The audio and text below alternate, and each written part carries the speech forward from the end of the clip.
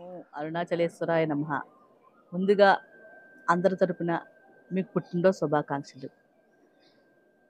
పుట్టినరోజు సందర్భంగా స్వామికి, అమ్మవారికి అభిషేకం చేయించారు. ఎంతో పుణ్యం చేసుకుంటే గాని ఇలా జరగదు. పూజలు, హోమాలు, వ్రతాలు ఎన్నో చేయించారు. కానీ 108 రోజులు దీక్ష చేయాలని మీకు ఎలాగ అనిపించింది? ఆ కోరిక మీకు ఎలా కలిగింది?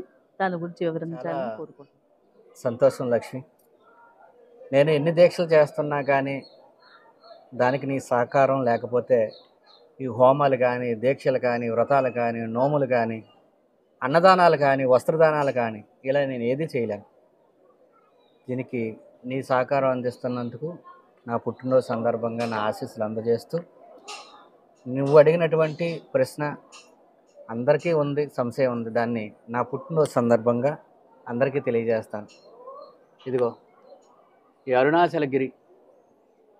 ఈ అరుణాచలగిరి గురించి, అరుణాచలం గురించి మనకేమీ తెలియదు. అవును. 14 సంవత్సరాల క్రితం ఈ అరుణాచల క్షేత్రంలో అప్పటికే నేను కాశీ వెళ్తూ ఉండేవాడిని. కాశీ వెళ్తూ సంవత్సరానికి 6-7 సార్లు కాశీ వెళ్తున్న నన్ను అరుణాచలేశ్వరుడు అనుగ్రహంతో ఇక్కడికి ఆయన రప్పించుకున్నాడు. అరుణాచలేశ్వరుడు. అరుణాచలేశ్వరాయ. అరుణాచల ఈ ఈ ఈ టెంపుల్స్ చూడు, రెండు సంవత్సరాల క్రితం ఇంత రష్ కానీ, ఇంత రద్దీ కానీ ఉండేది కాదు. చాలా ప్రశాంతంగా అరుణాచలం దర్శనం జరిగేది. ముఖ్యంగా సాధకులు, యోగులు, సిద్ధులు వచ్చి వారికి అత్యంత సాధన చేయడానికి అత్యంతమైనటువంటి అనువైన ప్రదేశం అరుణాచలంగా, ఇక్కడ సాక్షాత్తు ఆ గిరిలోనే పరమేశ్వరుడు దక్షిణామూర్తి స్వరూపంగా ఉండటం, ఆయనకు ప్రదక్షిణ చేస్తున్నామనే భావంతో కాలక్రమేణా ఆ భావన ఇప్పుడు విహారయాత్ర కింద అయిపోయింది. అరుణాచలం వస్తున్నావా అంటే వస్తున్నాం, వెళ్తున్నాం అంటే వెళ్తున్నాం. కానీ అరుణాచలం వచ్చిన తర్వాత మనం ఎలా ఉండాలి, అరుణాచలంలో మనం ఆచరించవలసినటువంటి విధి విధానాలు ఏంటి, చేయకూడనటువంటి పనులు ఏంటి, ఇక్కడ సాధన చేస్తూ ఎంతోమంది వచ్చినా కానీ వాళ్ళు కూడా ఇక్కడ ఒక అడుగు కింద పడిపోయి ఎదుటి వ్యక్తులను విమర్శించే స్థాయికి ఎదుగుతున్నారంటే అరుణాచల క్షేత్రానికి వచ్చి ఉపయోగం ఏముంటుంది? రాబోయేది షష్టగ్రహ కూటమి.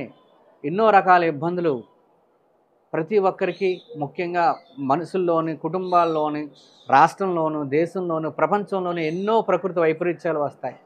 వాటి నుంచి రక్షించేది నీవే తల్లి జగన్మాత అని అనగా 27 నక్షత్రాలు 4 పాదాలు.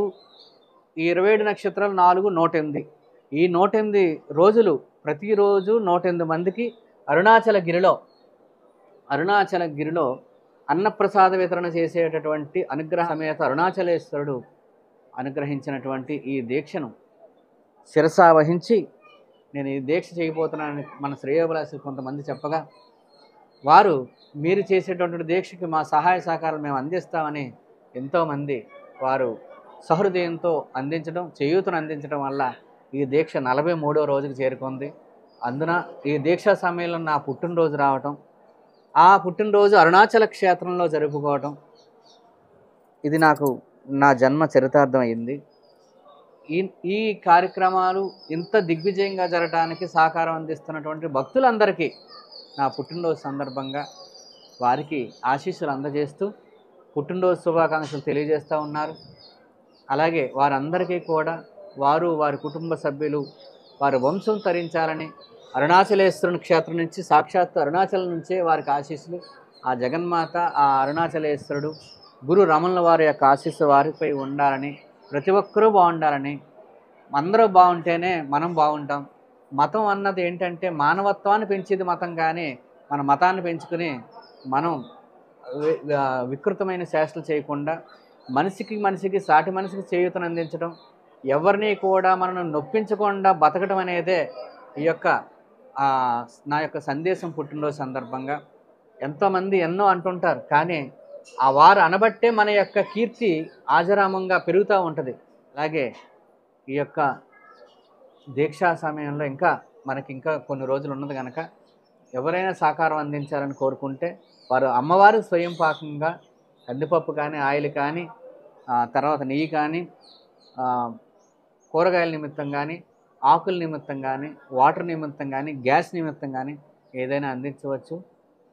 మీరందరూ సుఖశాంతులతో వర్ధిల్లాలని అరుణాచలేశ్వరం ఓ ప్రార్థిస్తూ అరుణాచలేశ్వర ఓం అరుణాచలేశ్వరాయ నమః.